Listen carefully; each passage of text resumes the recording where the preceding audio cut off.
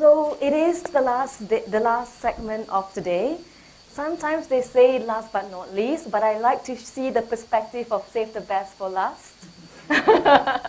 and also it's interesting because usually cultural competency gets knocked out of the system. We think we know it, we think we grab a hold on it, but actually everything changes once you actually see that it's a very important element as a competency for leadership in organizations. So that's where I'm actually approaching. I'm Elfrina, and Elfrina Zaid, Elfie for short. My friends know me by name Elfie. And I co-founded this organization called Elf Coaching. I'm also the second vice president for ICF Singapore. And therefore, I see a lot of coaches in various fields and various works, like what, what's the name again? Ashish, yes. So like what Ashish say, I have seen various cultures across organizations, as well as various regions. And I have to say that the more global you get, the more prescriptively local you have to be. Because it's not about thinking that I'm from Singapore, so therefore I know what Singapore is all about. Every organization you go into, every room you go into is made up of all of the different people that makes up that culture. So that's why you have to go prescriptively local. So that's who I am. And a part of me is also linked to Coaches Training Institute. It's based in the US, and I'm a faculty with the Coaches Training Institute. We have trained, actually now we have trained 44,000 people globally. And we have trained more than 50% of the individuals globally, leaders, who've gone through our program. And out of 150 faculty, there's only me, Singaporean faculty, in Singapore. So that means that I get the opportunity to redesign, I wouldn't say redesign it in a way that is actually different from what is the essence of the program, because we offer coach training accreditation. But it means that I have to give feedback to a school that's been doing this for 20 years around cultural competency that is very, very important in the Asian context, right? So that's that. And also, in my Masters of Science of Innovation thesis, my thesis was named Coaching for Innovation in Asia, so watch out for my book, right? So that's me. Now, in the Global Citizen Survey, Miriam mentioned this just now, she's had the 2012 one, I have the 2009 one. But what's interesting about this is this.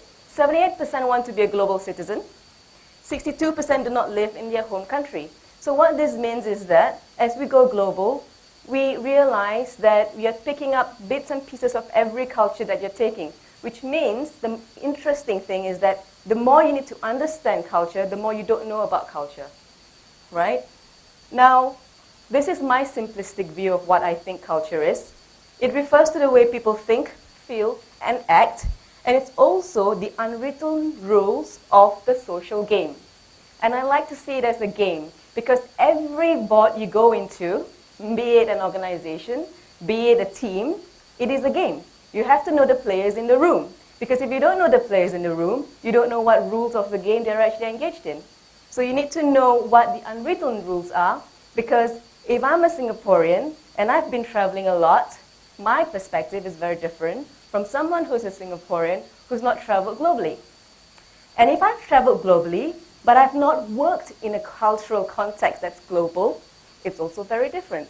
So you have to understand this. And you ask me, how? Because I'll show you. Right, so you ask me how? How? Well, you have to wake up, I have to wake up too. So yeah, there you go. Right, so this is a source from this book called Coaching in Asia from my colleagues from the ICF, right? And it's published in 2010. And this is based on Hofstede's work on cultural framework, right? Cultural understanding, cultures and organization. Can you see this part here, the world average? This is pretty much what the world average means with regards to the 5 different areas. I will not go too deep into it because I know that you can actually check out the materials if you really want to. What I want to point out is this. Even in Asia itself, there are various differences in terms of the scoring. So for instance, in the world average in terms of power difference is 55. So it's pretty neutral. It doesn't matter who's in the room. If I have to say something, I'll have to say something, right? But the thing is, when it comes to Malaysia, there's a lot of respect, right? And what's interesting about Asia is this. When I don't say something, it's not because I'm stupid. It's because I respect you. So if you don't know this, and you think that they're actually not proactive, then you're absolutely wrong around what your assumptions are about them. Now, what's also interesting about this? Individualism is 8, uncertainty avoidance is, individualism is 20, and uncertainty of avoidance is 8. Which means that when it comes to risk, Clive, Singaporeans hate risks. They hate it. They feel that it is part of something which they don't want at all. But if you speak to me, I'll say, go for it. Because the thing is this, right? This is which is really interesting. How I see risk is this. So I went for this 1-year co-active leadership program, right? And what I found out is this. I'm afraid of heights. Horrified. I can't move. So they say, fine, if you can't move, you blindfold yourself. Okay, fine, I'll blindfold myself. So I walk. And what's interesting is what I found out about courage is this. Courage is what you need to move forward. Because if you stop, if you stop, you're just stopped and paralyzed in fear. You can't go down because you feel like you're falling and it's 20 meters high. If you can't go back because it feels as if you have not accomplished anything. And by the way, if you're already in the middle, you might as well go to the other side, right? So what I thought is this. Okay, fine. So I have to go and go and go. And how do I know whether or not I've risked myself doing what I'm not supposed to do? I know that by the rules of the game, there will be ropes that's going to be attached to me. So I will not really fall down. Yes, I might have failed at that particular event that I'm supposed to be doing, but I know that there's always a support system. How does the organizations tell you what are their support systems? They will tell you the support system. They will tell you that things are not working when there's feedback. They will tell you that things are not working when you see half of the room leaves or you see that everyone's quiet. That's your support system. What's important for you as a leader within organizations or as a coach is to identify what are your support systems before you even go inside. And that's what you can ask from the sponsors that you're working with. Usually when someone comes to me and I'm working with a leading oil and gas organization, hopefully I'll actually present at the Petroleum Trade Conference in KL because there is a work that we've done with them.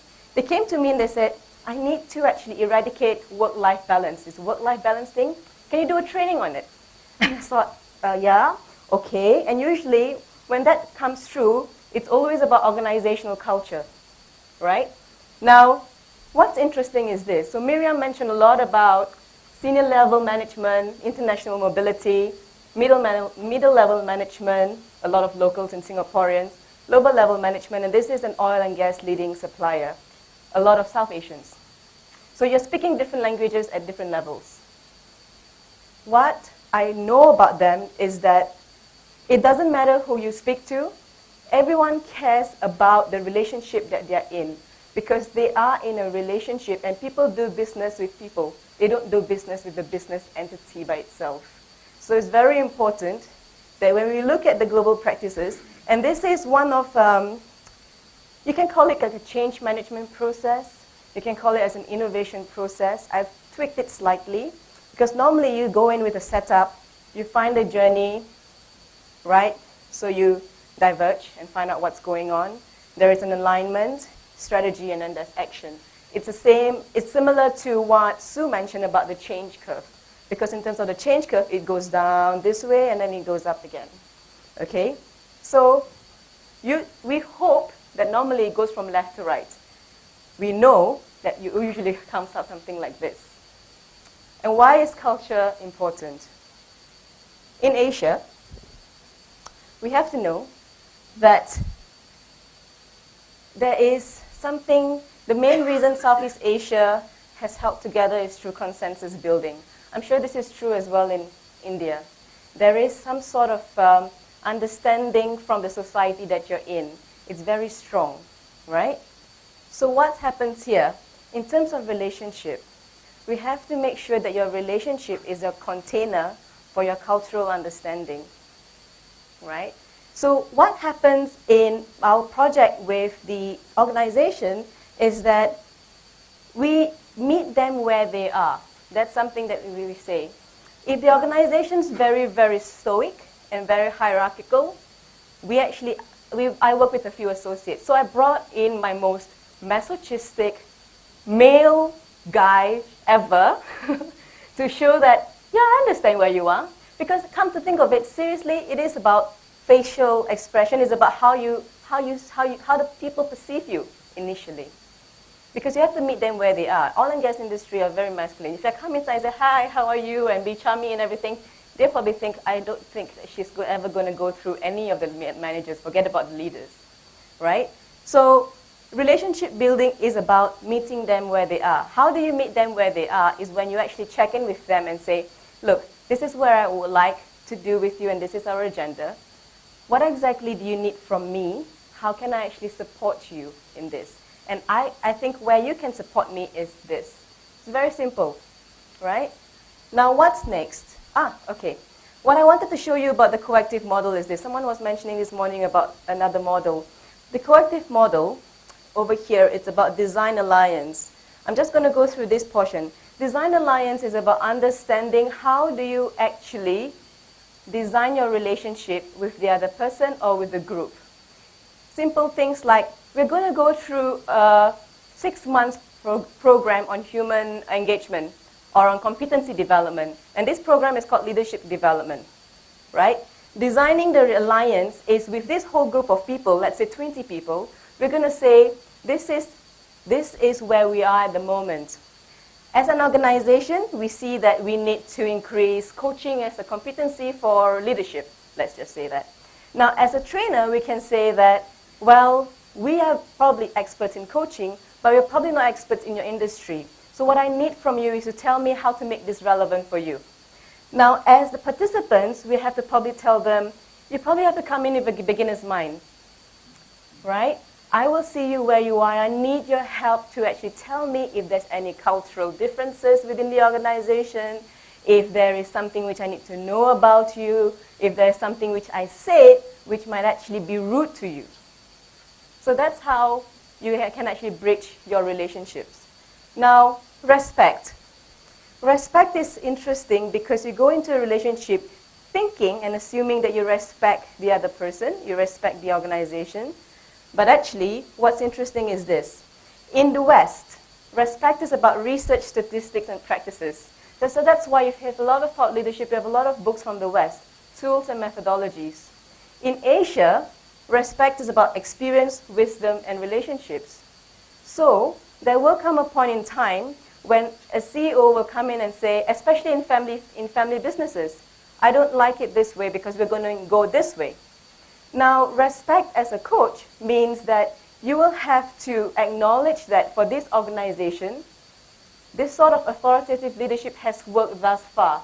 What is it about this sort of leadership that actually could go and work together with regards to what you probably are going to offer with the organization? It's not about making them wrong. It's about underlining what exactly has worked for them and going ahead with it. So like what Clive would have said, celebrate what they've done better, and then we can actually sort of meet them where they are and meet them in between.